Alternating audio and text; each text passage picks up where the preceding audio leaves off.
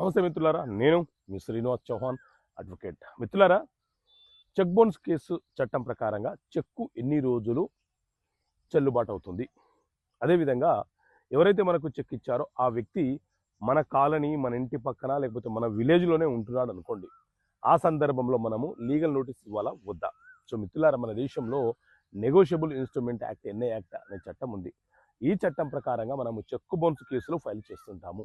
అయితే ఎవరైనా ఒక వ్యక్తి మనకు చెక్ ఇచ్చినప్పుడు ఆ చెక్కు మీద డేట్ రాసి ఇస్తే ఆ డేట్ నుంచి ఆ చెక్కు అనేది 3 నెలలు మాత్రమే చెల్లుబాటు అవుతుంది. 3 నెలల తర్వాత ఒక్కరోజు దాటినా ఆ చెక్కు అనేది వ్యాలిడిటీని కోల్పోతుంది. అది రద్దు చేయబడుతుంది, అది క్యాన్సిల్ అయిపోతుంది, అది చెల్లుబాటు కాదు.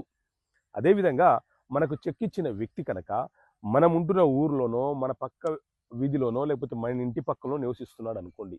ఏ సందర్భంలోనైనా సరే ఎన్ఐ యాక్ట్లోని సెక్షన్ 138 సబ్సెక్షన్ బి ప్రకారంగా ఖచ్చితంగా అడ్వకేట్ ద్వారా అతని చెక్కు బౌన్స్ అయిందన్న విషయాన్ని తెలియపరుస్తూ లీగల్ నోటీసు పంపించాలి.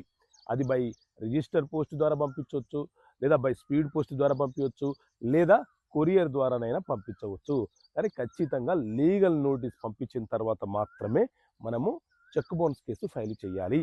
పక్కనే ఉన్నాడు కదా అని చెప్పి హ్యాండ్ ఓవర్ చేసి వాళ్ళ ఇంటికి వెళ్ళి ఇవ్వడం లాంటివి చేస్తే ఆ నోటీసు చెల్లుబాటు కాదు. ఓకే మిత్రులారా, థ్యాంక్ యూ. జై హింద్.